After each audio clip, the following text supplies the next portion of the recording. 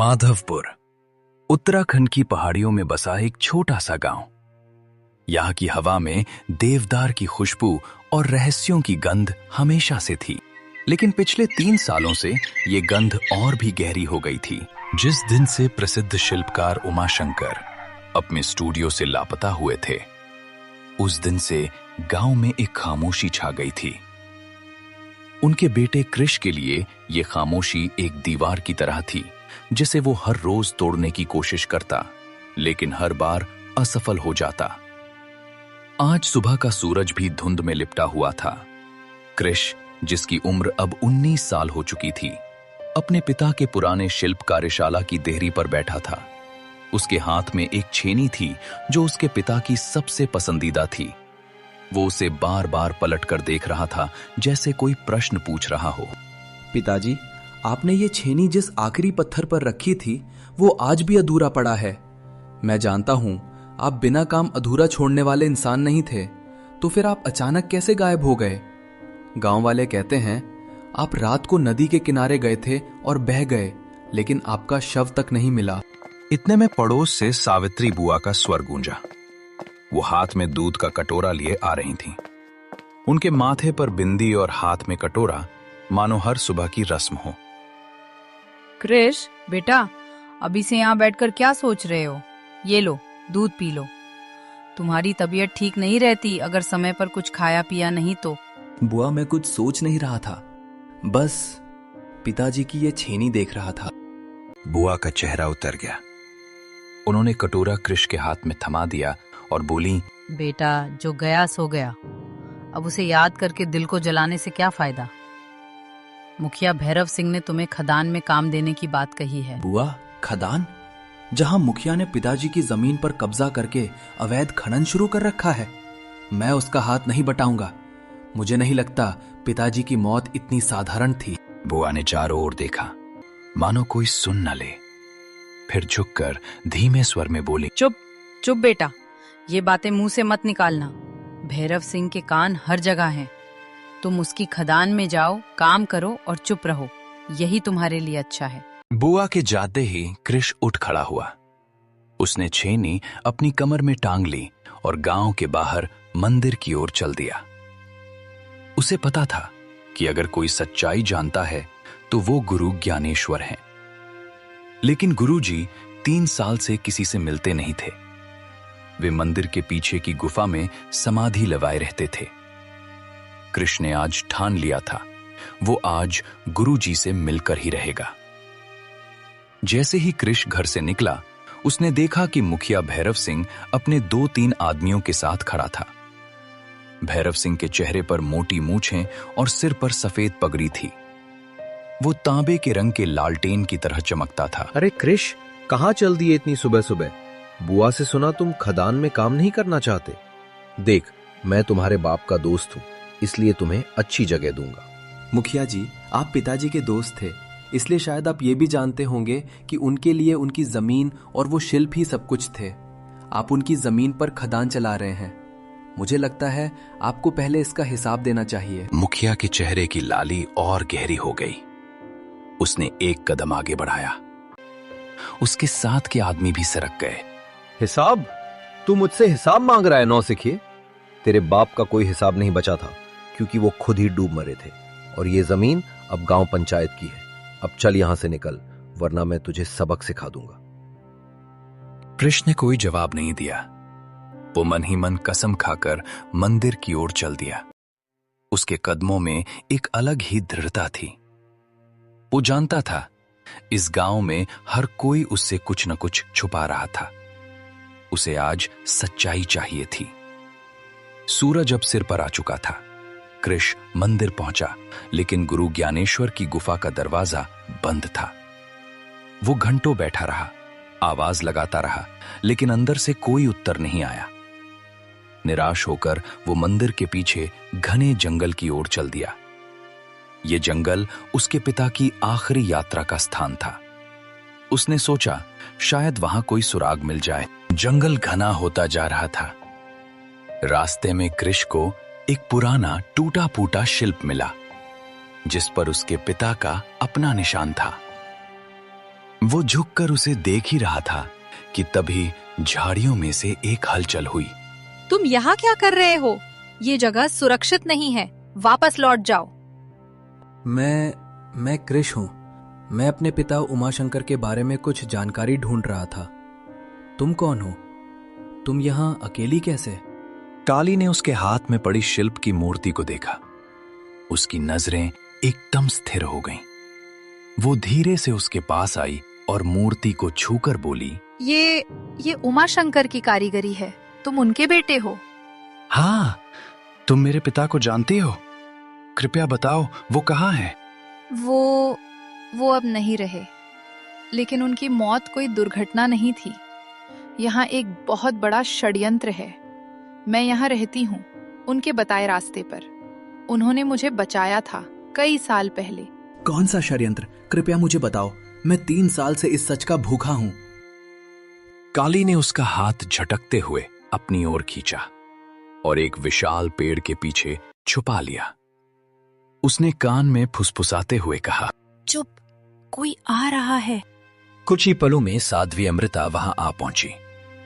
वो हाथ में एक टोकरी लिए थी जिसमें जड़ी बूटियां थीं। वो मानो जंगल की रखवाली कर रही थी। उसने कृष और काली को देखा तो उसके चेहरे पर पहले आश्चर्य, फिर एक मीठी सी मुस्कान आ गई। अरे कृष बेटा, तुम यहाँ? और ये कौन है? ये तो जंगली लड़की है। इससे दूर रहो बेटा, ये पागल है। कई बार लोगों को नुकसान पहुंचा चुकी है। तुम झूठ बोलती हो अमृता। तुम जानती हो कि मैं कौन हूँ। तुम और तुम्हारा वो मुखिया मिलकर इस जंगल को लूट रहे हो। उमाशंकर को इसीलिए रास्ते से हटाया गया था। देखा कृष, ये कितनी बड़बड़ाती है। चलो, मैं तुम्हें गुरु ज्ञानेश्वर से मिलवा देती हूँ। वे तुम्हें सब सच बता देंगे। नहीं, मैं पहले इस लड़की की बात सुनूंगा। आप जाइए साध्वी जी, मैं बाद में गुरुजी से मिलूंगा। साध्वी अमृता का चेहरा क्षण भर के लिए कठोर हो गया। वो बिना कुछ कहे वहां से चली गई, लेकिन जाते जाते उसने काली की ओर एक ऐसी नजर डाली मानो कह रही हो, तुम्हारी मुश्किलें बढ़ने वाली हैं। अमृता के जाने के बाद काली कृष को जंगल के अंदर और ले गई। वहां एक झरने के पास एक छोटी सी कुटिया थी। कुटिया के अंदर कृष को अपने पिता द्वारा बनाई हुई कई मूर्तियां और कुछ डायरी के पन्ने बिखरे हुए मिले। ये तुम्हारे पिता की डायरी है।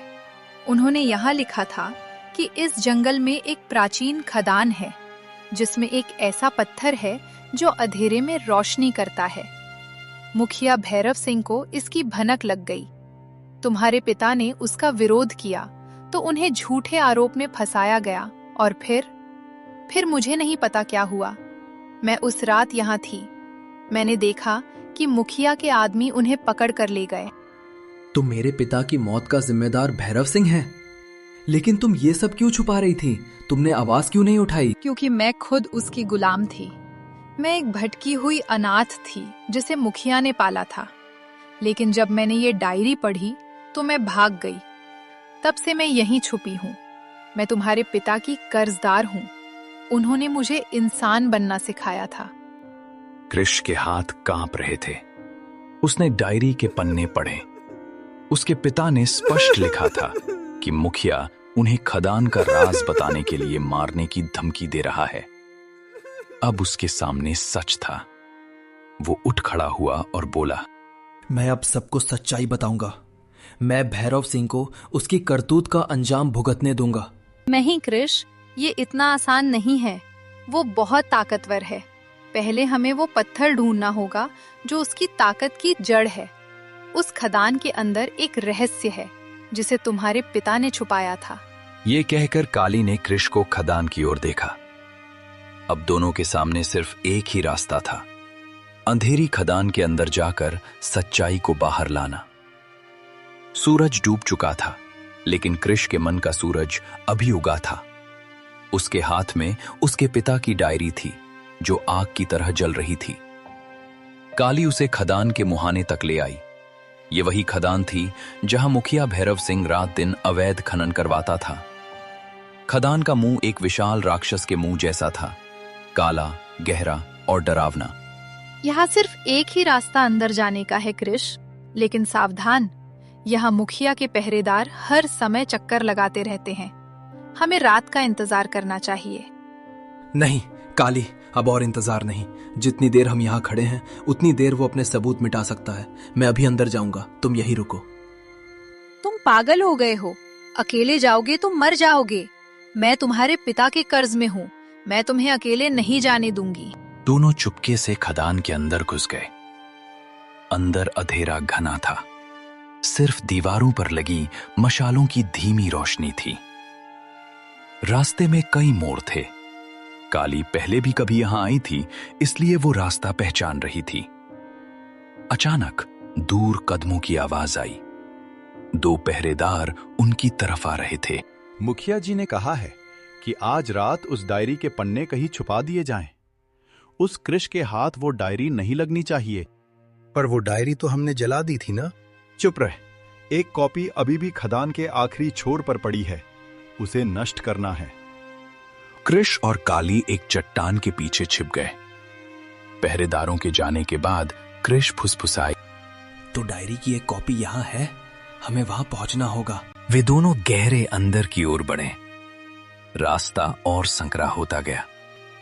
अंत में वे एक विशाल गुफा में पहुंचे, जहां दीवारों पर अजीब अजीब नक्काशी थी। गुफा के बीचों बीच एक पत्थर का मंच था और उस पर एक लकड़ी का संदूक रखा था। कृष्ण ने संदूक खोला। उसमें वही डायरी के पन्ने थे और उनके साथ एक नक्शा भी था। नक्शे पर एक जगह लाल निशान से चिन्हित थी। ये क्या है? ये तो पूरे जंगल का नक्शा है। और ये लाल निशान, ये तो मंदिर के ठीक नीचे है। तभी पीछे से एक आवाज आई, जिससे दोनों चौंक गए। तुम्हें यह नक्शा नहीं देखना चाहिए था कृष। मैंने तुम्हें बचाने के लिए तुमसे दूर रहा, लेकिन तुम खुद ही मुसीबत को बुला लाए। कृष, इस पर विश्वास मत करो। ये वही है जिसने तुम्हारे पिता को धोखा दिया था। उसने ही मुखिया को खदान का राज बताया था। तुम गलत हो बेटी। मैंने किसी को धोखा नहीं दिया। उमा शंकर मेरे सबसे अच्छे मित्र थे, लेकिन उन्होंने एक गलती की। उन्होंने इस रहस्यमयी पत्थर के बारे में बहुत ज्यादा लोगों को बता दिया। मैंने उन्हें चेतावनी दी थी, लेकिन उन्होंने नहीं मानी। बस करो, मैं किसी की एक तरफा बात नहीं सुनूंगा।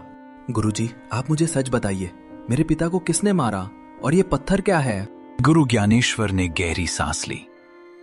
उन्होंने अपनी आंखें बंद कर ली, जैसे कोई पुराना दर्द याद कर रहे हों। ये पत्थर चंद्रकांत मणि है। ये अंधेरे में प्रकाश करता है, लेकिन इसकी सबसे बड़ी शक्ति ये है कि ये किसी भी धातु को सोने में बदल सकता है। भैरव सिंह को इसी का लालच था। उसने उमाशंकर से इस पत्थर का स्थान पूछा।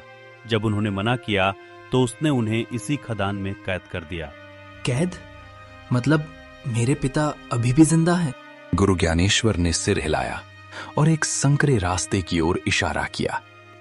कृष दौड़ता हुआ उस रास्ते में घुस गया। काली और गुरु उसके पीछे पीछे चले। संकरा रास्ता खत्म होते ही एक छोटी सी कोठरी आई। उस कोठरी के अंदर एक बूढ़ा कमजोर आदमी बैठा था। उसके बाल सफेद हो चुके थे, दाढ़ी बढ़ी हुई थी, लेकिन उसकी आंखें वही थीं, वही आंखें जो कृष को बचपन में देखती थीं। वो उमाशंकर थे। पिताजी, पिताजी, क्या आप सच में यहां हैं? कृष, मेरा बेटा तो इतना बड़ा हो गया। मुझे लगा था तो कभी नहीं आएगा। मैंने हार मान ली थी। कृष रो पड़ा। उसने अपने पिता को गले से लगा लिया। 3 साल की तड़प, 3 साल के सवाल एक पल में पिघल गए। बेटा, मुझे माफ कर देना। मैं तुझसे झूठ बोलकर गया था। मैं जंगल नहीं, इसी खदान में आया था, क्योंकि मैं चंद्रकांत मणि को छुपाना चाहता था। लेकिन भैरव सिंह ने मुझे पकड़ लिया और 3 साल से यहाँ कैद रखा। उमाशंकर जी, मैं वही लड़की हूँ जिसे आपने बचाया था। मैं काली, आपको याद है? उमाशंकर ने काली को पहचाना। उनके चेहरे पर एक मुस्कान आई। हाँ बेटा, मुझे याद है। तूने ही तो मेरी डायरी के पन्ने बचाए थे। तू बहुत बहादुर है। तभी बाहर शोर हुआ। मशालों की रोशनी पड़ गई। मुखिया भैरव सिंह अपने कई आदमियों के साथ वहां आ पहुंचा। उसके हाथ में एक लोहे की छड़ थी और आंखों में खून उतर आया था। तो तू यहां आ ही गया कृष। मैं जानता था कि तू किसी ना किसी दिन यहां आएगा। और तू उमाशंकर, तू अभी भी जिंदा है? मैंने तो अपने आदमियों से कहा था कि तुझे भूखा मर जाने दे। तुमने मेरे पिता को 3 साल तक इस अंधेरी कोठरी में कैद रखा। तुम इंसान नहीं, शैतान हो भैरव सिंह। शैतान? हाँ, मैं शैतान हूं और मैं ये साबित करूंगा।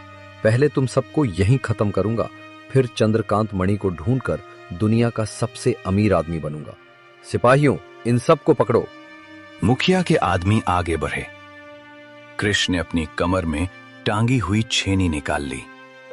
काली ने एक पत्थर उठा लिया।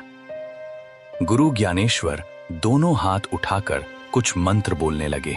रुको भैरव, ये खदान अभिशप्त है। जो भी यहाँ हिंसा करेगा वह खुद ही नष्ट हो जाएगा। बकवास करना बंद करो बुढ़िया। मैं किसी भूत प्रेत से नहीं डरता।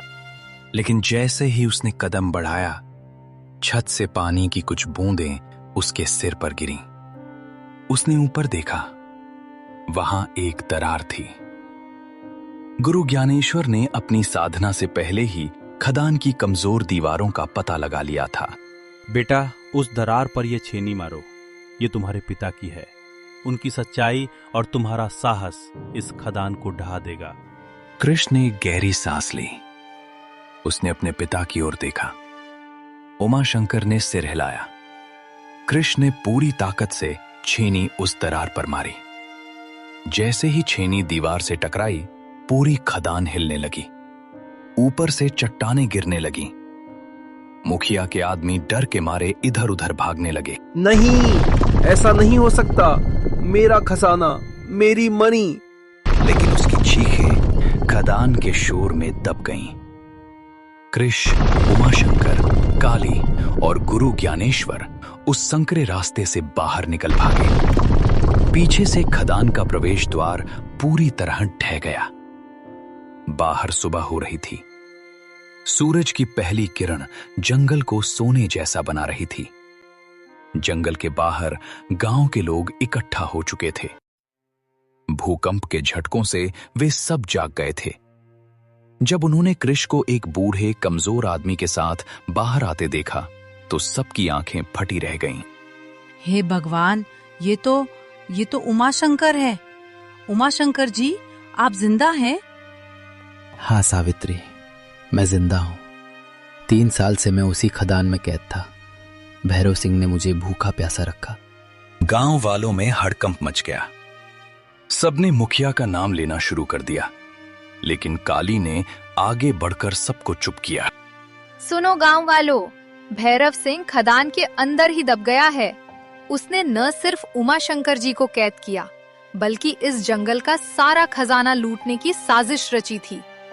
यहाँ एक पत्थर है जो धातुओं को सोना बनाता है, और उसी के लालच में उसने ये सब किया। गांव वाले स्तब्ध रह गए। तभी साध्वी अमृता, जो पीछे खड़ी थी, चुपके से वहां से भागने लगी। लेकिन गुरु ज्ञानेश्वर ने उसे देख लिया। रुको अमृता, तुम कहां भाग रही हो? क्या तुम्हें नहीं लगता कि तुम्हें भी इसका हिसाब देना चाहिए? साध्वी अमृता रुक गई। उसका चेहरा पीला पड़ चुका था। गांव वालों ने उसे घेर लिया। मुझे माफ कर दो, सबको माफ कर दो। मैंने भैरव सिंह के कहने पर लोगों को जड़ी बूटियां देकर बेहोश किया था। मैंने ही उमाशंकर जी को उस दिन खदान में बुलाया था, लेकिन मुझे पछतावा है। पछतावे से कुछ नहीं होता अमृता। तुमने 3 साल एक बाप को बेटे से दूर रखा। तुम जाकर सरपंच के सामने अपना कबूलनामा लिखवाओ। गुरु ज्ञानेश्वर ने आगे बढ़कर कृष के कंधे पर हाथ रखा। बेटा, अब चंद्रकांत मणि खदान में ही दब गई है। ये अच्छा ही हुआ। ऐसी चीजें इंसान को इंसान से लड़ा देती हैं। तुम्हारे पिता ने सही किया था कि उसे छुपाना चाहा। बेटा, मुझे तुम पर गर्व है। तुमने न सिर्फ मुझे बचाया, बल्कि पूरे गांव को एक लालची इंसान के चंगुल से आजाद कराया। कृष्ण ने अपने पिता को गले लगाया। उसकी आंखों में आंसू थे, लेकिन अब ये दुख के नहीं, बल्कि राहत के आंसू थे। पिताजी, मैंने तो बस वही किया जो आपने मुझे सिखाया था। सच्चाई का साथ कभी नहीं छोड़ना चाहिए। कुछ ही दिनों में मुखिया भैरव सिंह का शव खदान के मलबे से निकाला गया। साध्वी अमृत। कुछ ही दिनों में मुखिया भैरव सिंह का शव खदान के मलबे से निकाला गया। साध्वी अमृता ने अपने अपराध कबूल कर लिए और उसे गांव से निकाल दिया गया। उमाशंकर धीरे धीरे ठीक हो गए। उन्होंने फिर से अपनी शिल्पकारी शुरू की। काली अब गांव में ही रहने लगी। उसने बुआ के साथ मिलकर जड़ी बूटियों का एक छोटा सा केंद्र खोल लिया।